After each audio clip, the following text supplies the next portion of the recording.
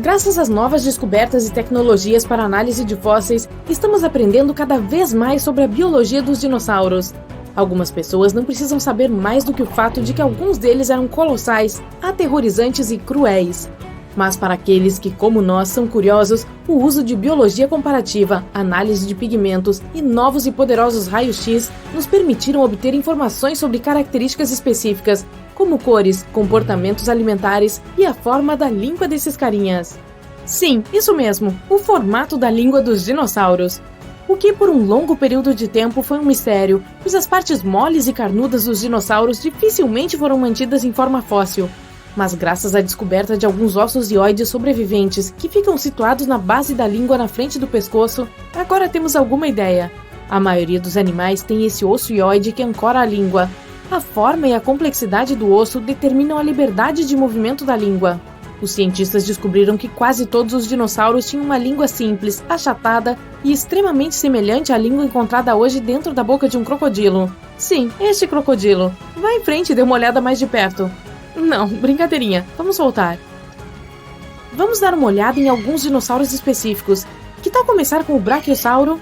Deixe-me arriscar o meu pescoço, adivinhando que a maioria de vocês já está familiarizada com esse dinossauro devido ao seu pescoço. Você sabe, aquele que normalmente tinha 9 metros de comprimento. Apesar de o pescoço ser a característica que o distingue, seu nome, na verdade, se traduz como lagarto com braços, em grego. É do conhecimento geral que o Brachiosauro foi um dos maiores dinos que já viveu. Em média, atingia 23 metros de comprimento e 12 de altura. Isso é aproximadamente o comprimento de 2 ônibus escolares e tão alto quanto um prédio de 4 andares. Nada disso existia na era do grandalhão aqui. São conhecidos alguns fragmentos de ossos de pernas e algumas vértebras de espécies de dinossauros ainda maiores, mas esses restos esqueléticos são muito incompletos para determinar o tamanho exato. Então esse cara pode ter sido o maior dinossauro de todos os tempos. Um renomado herbívoro, graças a Deus, acredita-se que o Brachiosauro precisava comer até 880 quilos de matéria vegetal seca todos os dias. A maior parte disso era composta de árvores coníferas, ginkgos e cicadáceas.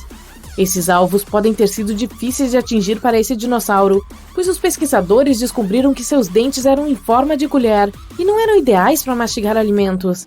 Isso significa que a criatura provavelmente engolia a vegetação inteira, pois seus dentes eram adequados para arrancá-la, mas não para quebrar grandes pedaços de plantas. Isso, junto com a forma do corpo do dinossauro, sugere que o Brachiosauro gostava de se alimentar o mais rápido possível. Dinos como esses nem sempre faziam uso de sua capacidade de devorar árvores altas para o jantar. O Brachiosauro viajava em manadas, mudando-se logo depois de esgotar toda a vegetação local. E quero dizer toda a vegetação local, não apenas aquela que pendia das árvores. É provável que a criatura completasse sua dieta com vegetação em níveis mais baixos, especialmente depois de ter se servido de quase todas as árvores próximas. Esse método de buffet era o mais energicamente atraente para esse gigante. Ao mastigar a vegetação mais baixa, os pesquisadores acreditam que os dinossauros economizavam até 80% em energia, em comparação com quando procuravam fontes de alimento altas. Eles também descobriram que as narinas de um brachiosauro ficavam na frente do rosto e não no topo. Isso porque agora sabemos que eles vagavam pelas férteis planícies aluviais em rebanhos. Durante décadas, acreditou-se que essas criaturas viviam em pântanos de águas profundas. Vejamos outro equívoco comum sobre um dinossauro popular. Por favor, aplausos para o Tiranossauro Rex, que é sem dúvida o mais famoso de todos os dinossauros. Descobertas dos últimos 100 anos revelaram que os terópodes tinham uma pele fortemente emplumada. Os terópodes são a família de dinossauros a qual o Tiranossauro Rex pertence. Então, naturalmente, as pessoas começaram a pensar que a criatura também deveria ser coberta de penas. No entanto, um estudo de 2017 tirou impressões da pele do icônico dinossauro e não encontrou evidências das estruturas necessárias para suportar as penas. Se um T-Rex tivesse penas, elas seriam limitadas às suas costas. Os pesquisadores aceitam que outros grandes dinossauros da mesma família do T-Rex foram descobertos com restos de penas. Um exemplo disso seria o dinossauro Yutyrannus, mas a partir de agora, a teoria aceita que as penas não eram uma característica comum dos Tiranossauros Rex. Isso torna mais fácil acreditar que as penas eram exclusivas dos tiranossaurídeos menores e serviam como um método de manter a temperatura. Por um longo período de tempo, os pesquisadores pensaram que as penas eram uma característica exclusiva da família terópode, mas essa teoria foi detonada. Fósseis descobertos na Sibéria agora sugerem que diferentes grupos familiares de dinossauros tinham penas. Os fósseis siberianos em questão pertenciam a outra espécie de dinossauro, Culindrodromeus sabaicallicus. Será que pronunciei certo? Esse dinossauro, vou chamá-lo de Culinda, tinha uma estrutura pélvica superficialmente semelhante à de um pássaro e cerca de 1,5 metro de comprimento, quase da altura de uma geladeira. Como o propósito das penas nos dinossauros era a temperatura corporal, é bem possível que aqueles de climas frios tivessem mais penas do que seus equivalentes em climas quentes. Em geral, animais maiores têm menos problemas para se refrescar, então é provável que qualquer um dos grandes dinossauros que viveram nesses climas quentes não tivesse penas. Os dinossauros menores que viviam em climas frios, pelo contrário, tinham muitas penas. Agora até entendemos como eram alguns dos desenhos e padrões dessas penas nos dinossauros, graças à descoberta de um ornitomimus, completo com impressões de penas e pele. O nome desse dinossauro é derivado do grego e na verdade se traduz como imitação de pássaros. Eles tinham tipicamente 3,5 metros de comprimento, quase da altura de uma girafa, e apesar de serem onívoros, não tinham dentes. Suas outras características distintivas incluíam 3 dedos que eram todos do mesmo tamanho e comprimento. E apesar de terem um crânio de ossos finos, eles também tinham uma grande cavidade cerebral. Suas pernas eram extremamente longas, em particular os ossos dos pés. Combine isso com um bico desdentado e pescoço longo. E sim, deve ter sido parecido com um avestruz. Embora não sejam tão grandes quanto o brachiosauro ou os dinossauros em geral, eles são maiores do que qualquer outra ave do mundo. E não eram apenas os membros do corpo de um ornitomimus que o faziam parecer um avestruz. Eles também tinham padrões de penas muito semelhantes. Sua cabeça, pescoço e pernas quase não tinham penas, mas o resto do seu corpo era bem coberto de plumagem felpuda. Isso é o que você chama de camada de penas de um pássaro como um todo. É possível, como um avestruz, que o dinossauro tivesse esse padrão incomum de penas para regular sua temperatura corporal. Apesar de alguns dinos possuírem penas como os pássaros, além de serem seus parentes distantes, os dinossauros não tinham o tipo de penas necessário para voar durante a maior parte de sua existência. Penas encontradas em impressões fósseis ou preservadas em âmbar permitiram aos pesquisadores entender por que as criaturas não eram muito aerodinâmicas. A estrutura dessas penas parece ser muito simples, com um eixo central mal definido e flexível. Elas serviam melhor como uma declaração de moda, pois deveriam ajudar a atrair a atenção de outros dinossauros. Essas penas também teriam a capacidade de regular a temperatura do corpo. Surpreso ao saber que os dinossauros tinham penas de avestruz? E espere até eu dizer que seus primos répteis distantes pré-históricos tinham algo que parecia pele.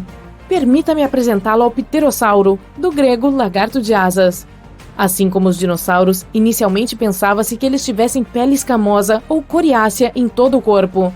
Mas ao longo do século XX, exames de fósseis revelaram que muitas partes do corpo de um pterossauro eram peludas. A envergadura de um pterossauro podia atingir uma largura de mais de 7 metros, algo tipo um ônibus londrino. Sua mandíbula sem dentes era muito longa e lembrava de um pelicano. Como algo que se parece com um pelicano pode ser tão aterrorizante? Essas criaturas eram revestidas de picnofibras, estruturas simples, de composição semelhante a penas, mas também semelhantes a fios e felpudas como pele. Outras pesquisas sugerem que algumas partes do corpo do pterossauro tinham outros tipos mais complexos de penas com fios ramificados. Se isso for preciso, seria a primeira vez que foram encontradas penas em um animal que não era um dinossauro nem um pássaro.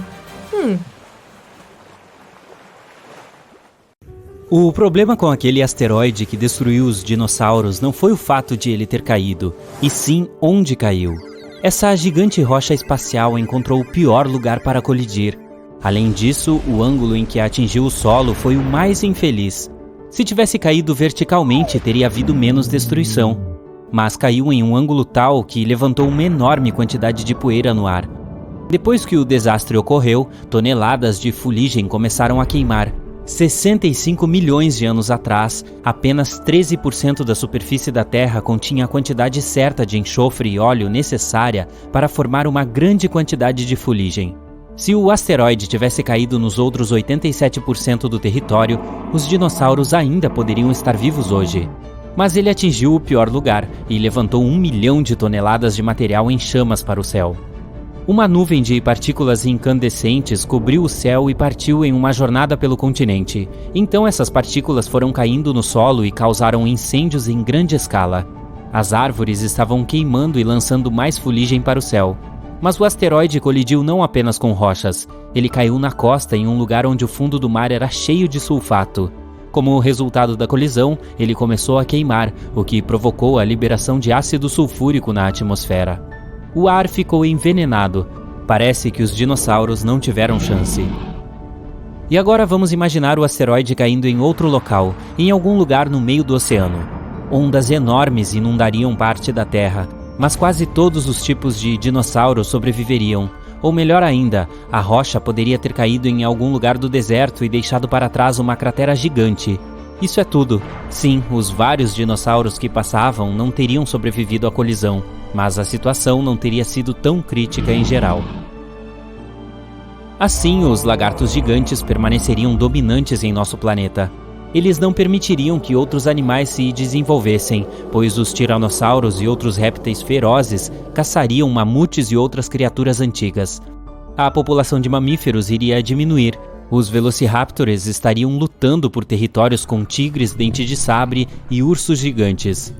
Começaria uma luta pela sobrevivência entre os dinossauros e outros animais.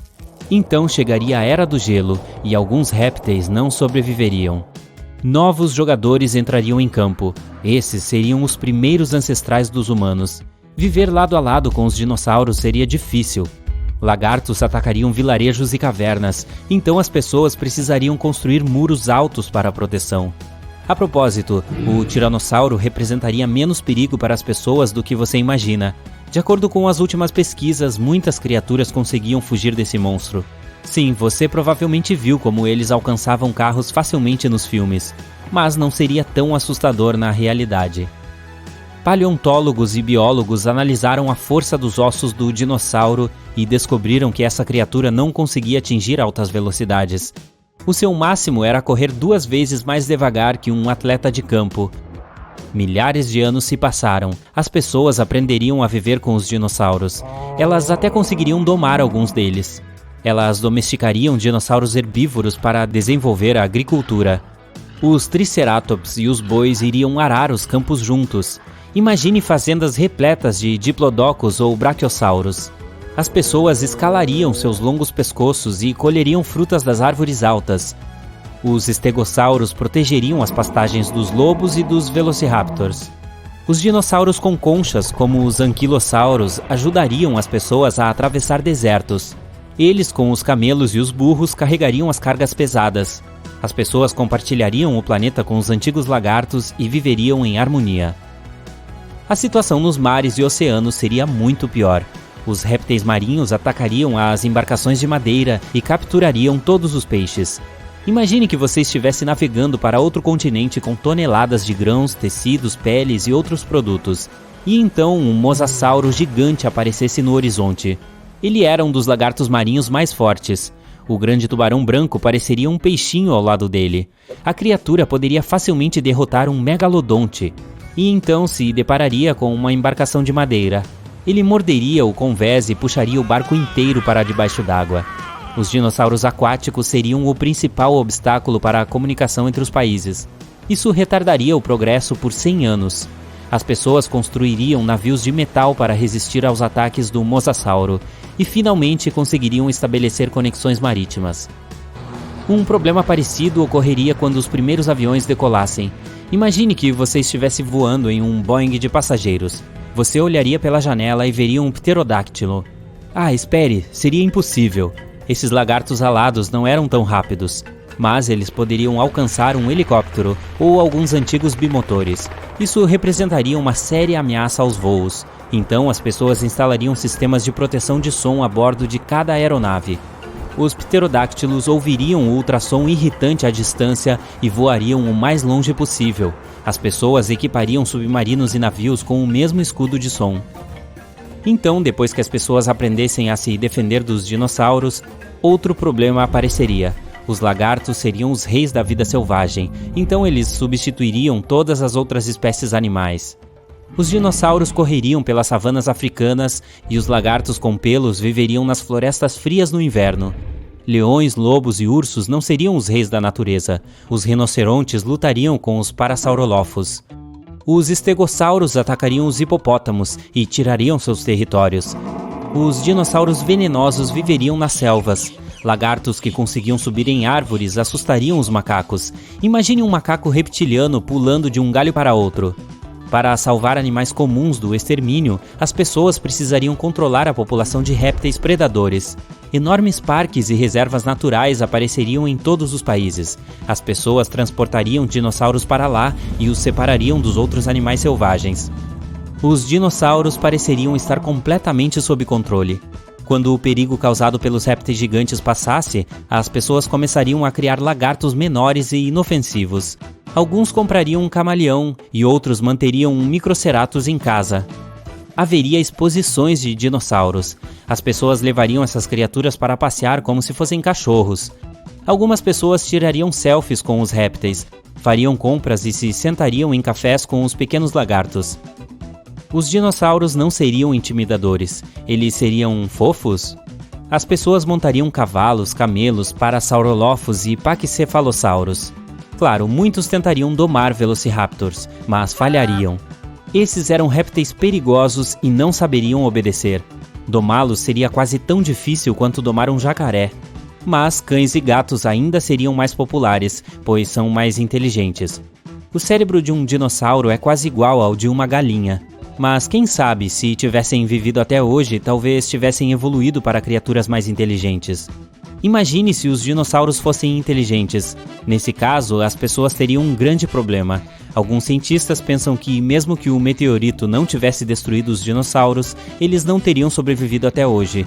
Eles precisavam carregar seu próprio peso colossal o tempo todo. Essa era uma carga enorme sobre seus ossos e articulações. A maioria dos dinossauros não conseguiria sobreviver à Era do Gelo com tais características, mas lagartos menores poderiam ter conseguido. Dinossauros rápidos e ágeis, como velociraptors e paquicefalossauros, teriam sobrevivido, mas de que forma? Os dinossauros poderiam já ter evoluído para outra coisa? Olhe para a boa e velha galinha. Muitos cientistas acreditam que ela é descendente direta do assustador tiranossauro. Em algum lugar nas profundezas do DNA da ave, existem genes que o dinossauro tinha. Sim, é difícil de acreditar, mas olhe para a estrutura corporal da galinha e para como ela anda. Retire a plumagem, cubra a criatura com escamas e dê-lhe mandíbulas cheias de dentes em vez de um bico. E agora você tem um mini Tiranossauro Rex no galinheiro. E a propósito, não apenas as galinhas podem ser parentes de lagartos gigantes, muitos pássaros são descendentes vivos dos dinossauros. Surpreendentemente, jacarés, cobras, crocodilos e lagartos monitores não são tão parecidos com os antigos répteis quanto pelicanos, cegonhas e outras criaturas voadoras. Ao longo de milhões de anos de evolução, as patas dos dinossauros se transformaram em asas e as mandíbulas alongadas e cheias. Este dia não é diferente de qualquer outro. Bem, ainda não. Você rasteja para fora da cama, seu cabelo está uma bagunça. Um enorme bocejo estica suas mandíbulas. Mais 5 minutos de sono e você pode se atrasar. Portanto, não há tempo a perder. Você faz suas coisas de rotina matinal, pula o café da manhã, veste sua jaqueta e fecha a porta às pressas. Bem, escuridão. Você abre os olhos lentamente. O ar cheira diferente, fazendo você se sentir tonto. Seus ouvidos captam algo parecido com a trilha sonora de um filme de dinossauro. Uma vez que você olha ao redor, porém, percebe que parece um mundo pré-histórico também. Está úmido e quente. Tudo ao seu redor parece verde e exuberante. Você vê várias criaturas se movendo entre as árvores. Algumas delas têm bicos que as fazem parecer patos enormes. Outras têm chifres. É aí que seu cérebro entra em ação. Esses são os dinossauros! Então, você realmente foi, de alguma forma, para os tempos pré-históricos. Logo após perceber isso, sente algo fazendo cócegas no seu braço. Com um sentimento de pavor, você dá uma espiada. Ah! O que é essa criatura confortavelmente aninhada na sua manga? O que você percebe primeiro é que ela é minúscula, muito, muito menor do que o seu gato, que provavelmente está dormindo no seu travesseiro em casa no momento. Imagine um beija-flor, o menor pássaro da Terra. A criatura na sua manga é ainda menor do que ele. Será algum inseto pré-histórico estranho? Não, é um dinossauro, o menor dinossauro que já existiu. A criatura se chama Oculodentavis, que significa pássaro dente-olho. Com um crânio com menos de 6 milímetros de comprimento, o animalzinho tem cerca de 5 centímetros no total. Você mal consegue sentir o peso dele no seu braço. Essa coisinha não pesa mais do que 30 gramas. O dinossauro é obviamente carnívoro. Tem mais de 100 dentes microscópicos. Eles são cônicos, com bordas afiadas. Por um segundo, você não consegue respirar. E se ele te morder, você nem sabe se é venenoso. Mas parece que o dinopássaro está interessado apenas nos insetos que estão voando ao redor. A criatura também tem olhos enormes. Eles são tão grandes que chega a ser um pouco alarmante. Eles ficam de frente para as laterais, projetam para fora da cabeça e são construídos de uma maneira que deixa claro que o pequeno dinossauro é ativo principalmente durante o dia. Se pelo menos tivesse um cientista por perto, ele poderia te dizer como uma criatura tão minúscula poderia existir no mundo pré-histórico dos gigantes. Provavelmente isso foi por causa da miniaturização. É quando animais relativamente grandes se tornam menores ao longo das gerações. Isso às vezes acontece com espécies que vivem em ilhas ou estão isoladas de outros animais. Outra coisa que um especialista diria: a criatura sentada no seu braço pode nem ser um dinossauro. Depois que os cientistas examinaram o crânio do antigo animal, ou deveríamos dizer irão examinar, eles sugeriram que não era um dinossauro, mas um lagarto. Mas mesmo que seu palpite esteja certo, era um lagarto bizarro. Afinal, tinha a cabeça de um pássaro. De qualquer forma, seja qual for o animal, você está cansado de ficar parado, tentando não perturbá-lo. Mas assim que dá um passo, tudo fica escuro. De novo. Bang! Você abre os olhos com cautela. Um outro dia, uma outra selva. Você olha em volta para verificar o entorno. É quando percebe que vários arbustos grandes à esquerda começaram a se mover. Você sabe que provavelmente deveria fugir o mais rápido que pode, mas sua curiosidade vence. E ao se aproximar para dar uma olhada, foi possível ouvir seu grito agudo a quilômetros de distância. A criatura que você está olhando é semelhante a um milípede. Um enorme milípede de 2 metros de comprimento, que é o maior de todos eles e se chama Arthropleura. Os cientistas não sabem ao certo por que esse inseto, como muitos outros, era tão grande 300 milhões de anos atrás. Talvez porque havia muito oxigênio na atmosfera, 30% do ar na época versus 21% agora. Provavelmente isso ajudou os insetos pré-históricos a crescerem tanto. Além disso, não havia nada ao redor que pudesse comê-los. O único pensamento reconfortante que não deixa você desmaiar de puro horror é que o monstro provavelmente não é um comedor de carne. Ele é parente dos milípedes, que comem matéria orgânica em decomposição. Você mal tem tempo para respirar quando algo passa e você percebe que é hora de se acostumar com essas criaturas assustadoras e grandonas. Este que voa parece uma libélula e sua envergadura tem mais de 60 centímetros. Os cientistas afirmam que foi o maior inseto conhecido de todos os tempos. Mas a coisa mais maluca? O inseto se parece exatamente com uma libélula aumentada. Mas na verdade, pertence à ordem agora extinta dos grifos. Mas o que é isso? Em vez de voar para longe, a não-libélula está voltando. E está se movendo na sua direção. Paralisado pelo medo, você nem tenta fugir. Bang! Escuridão. Bem, isso já está enchendo. Você abre os olhos e vê uma sombra escura projetada sobre seu corpo deitado. Este é definitivamente um dinossauro. Você até sabe o nome dele, Estegossauro. Esses grandes dinos viveram durante o final do período Jurássico, cerca de 150 milhões de anos atrás. Eles tinham placas absolutamente incríveis ao longo da coluna. As maiores tinham mais de 60 centímetros de altura e de largura. Os estegossauros eram pesados, grandes e desajeitados. Eles atingiam mais que o dobro da altura de uma pessoa adulta e pesavam cerca de 5 toneladas. Ao mesmo tempo, esse enorme corpo era controlado por um pequeno cérebro 2 vezes menor que o de um cão moderno. Essa era uma das razões pelas quais o dinossauro era uma coisa tão lenta. Alguns cientistas afirmam que sua velocidade máxima não era superior a 8 km por hora. Antes de dar tempo de ficar com medo, você percebe que a criatura não está interessada em você. Mas que máquina devoradora de plantas impressionante! Com a ajuda do seu bico desdentado, está beliscando plantas mais baixas como pinheiros, samambaias e cicas. Mas logo você entende que não deve baixar a guarda. Uma sombra escura cobre o céu. Você também conhece esse cara. É um pterodáctilo. Ele foi a primeira espécie descoberta de pterossauros, que são grandes répteis voadores. O pterodáctilo andava sobre 4 patas e, ao contrário de outros membros da sua família, tinha dentes. A propósito, embora os pterodáctilos fossem criaturas voadoras, eles não eram ancestrais dos pássaros modernos. Eles descendiam de minúsculos dinossauros carnívoros que andavam sobre duas patas e eram cobertos de penas. De qualquer forma, a criatura circulando no ar sobre sua cabeça não parece tão assustadora quanto nos filmes. Ela é bem pequena, com envergadura não superior a 1 metro. Mas para ficar em segurança, você decide se esconder embaixo das árvores. Ei, você está no meio de pombos. Imagine um presente desses. Deixa pra lá. É pura sorte tropeçar em uma raiz de árvore enquanto se retira para a segurança questionável da floresta. Suas costas batem no chão. Bem, escuridão. Quando você volta, de novo, acha difícil respirar. Parece que algo está enrolado no seu corpo. Você levanta a cabeça, lenta e cautelosamente. Esse dia vai acabar ou não? Uma cobra gigantesca se enrolou em torno de você. A criatura é tão grande que você percebe imediatamente que é a titanoboa. Nenhum outro réptil, vivo ou extinto, pode ser tão grande. A cobra pesa mais de 1 tonelada e provavelmente tem cerca de 13 metros de comprimento. Para efeito de comparação, uma das maiores cobras atuais, a sucuri, pesa 1/4 de tonelada e atinge no máximo 9 metros de comprimento. A titanoboa viveu cerca de 60 milhões de anos atrás na América do Sul. Assim como as sucuris modernas, ela adorava lugares úmidos escondidos nas florestas tropicais.